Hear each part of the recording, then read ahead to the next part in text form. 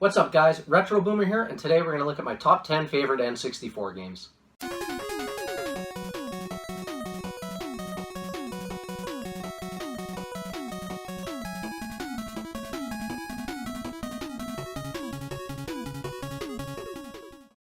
Alright, I'm going to start off with a little disclaimer. I'm not saying these are the greatest N64 games of all time, but these are my personal favorites growing up, and I just want to share them with you. So I'm going to start it off with what's not going to be a popular choice, I don't think, but this is Star Wars Episode 1 Racer. I love this game. I'm a big Star Wars fan. In fact, there's going to be 2 Star Wars games on this list, and I don't know, after Phantom Menace came out, which I didn't think was a particularly good movie, I saw this game and I'm like, you know what, the game looks pretty good. So I picked it up and put many hours into this, played a lot of multiplayer with friends, just had a great time with it. So when I think N64, this is a game that definitely comes to mind. Coming in at the number 9 spot, I have Mario Party 2. Now, this is a little inaccurate because growing up I had Mario Party 1, and I actually ended up giving that to a friend before I moved, or a friend's little brother before I moved away. But I now have since got this copy of Mario Party 2, so I'm just kind of showing it. But what a great game. Played with my sister, friends growing up on the street. Always a good time. I definitely don't miss burning the blister hole in my palm. A lot of you probably know from some of the games you gotta spin the joystick with your palm. But a great game. Number 8, also an awesome game. GoldenEye, man, 007. Like, some people consider this the OG of shooters. I think it probably is. It's a great game. From 4-way split screen with your friends to an awesome story mode. This is definitely, this should be on the top 10 greatest N64 game. Never mind my personal favorite. This one, you gotta vouch for as a top 10. Coming in right after it, oddly enough, is another one made by Rare, right? We got Perfect Dark. So I like it a little better just because it did everything GoldenEye did and just kind of did it a little better. I think it had better weapons. I love the story mode. It just seemed to be one step above. And you know what? It's tough to rank them, but if I had to pick it, I'd definitely put it ahead of GoldenEye 007. Here we go. Coming in at number 6, we've got Donkey Kong 64, 3D platforming game. This is another one by Rare. Rare made some kick-ass games for the N64. But this is a great one.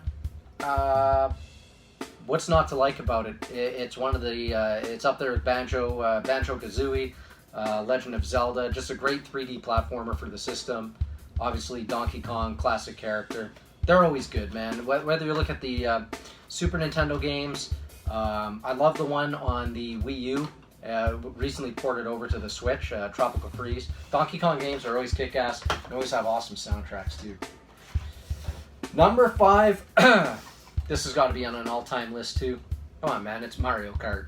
It's awesome. It doesn't matter what system it's for. Mario Kart, it's got to be up there. Number 4, and I didn't really know where to rank this. Majora's Mask. The Legend of Zelda, Majora's Mask. Great game. I love all the Zelda games. I've never played a Zelda game I didn't like. But the time travel, and I know it's the whole point of the game, but I found the 3 days and the time travel, I just wish it wasn't there. I mean, I found it kind of encumbering. I don't know. A lot of people love it. It's got a cult following. I do like the game. I just wish I didn't have to deal with that 3-day time cycle. I don't know. Maybe that's just me. I don't think this is typical of a top 10, especially this high, but again, this is my personal favorites. Star Wars, Shadows of the Empire. This is the game that made me want to have a Nintendo 64. I believe it was a launch title. A friend growing up a few streets over had it, and I'd go over and I was playing this game, right in the early stages of the N64's life cycle, and I was just thinking, man, I have to get the system and I have to get this game. Whenever I'd rent one before I got one for Christmas in 1998, I'd always rent this game when I rented the system. It was like the first time where I actually felt like I was in the movies. Like it was kind of, it took that, in my opinion, that quantum leap forward with that Battle of Hoth, being in Beggar's Canyon. It's an awesome game, and top 3 without a doubt for me.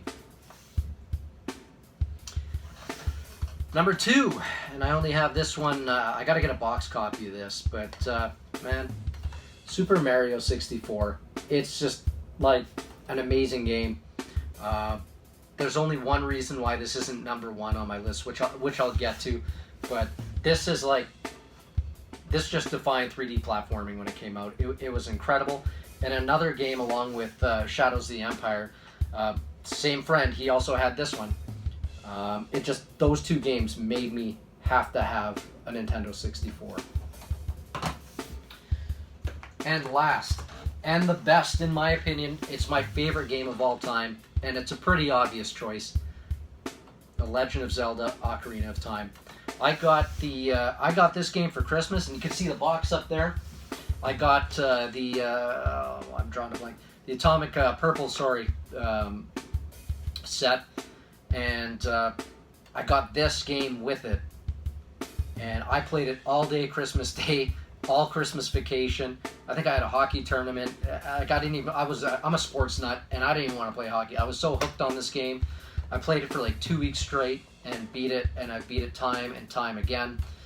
And oddly enough, I've never played the Master Quest, so that's something I'm going to be doing here, and I might even feature it on the channel because I've got the GameCube and the HDMI converter, so I might pop in that Master Quest disc and play that. So anyways, this game, I don't know, I can't say enough good things about it. It's just an incredible story.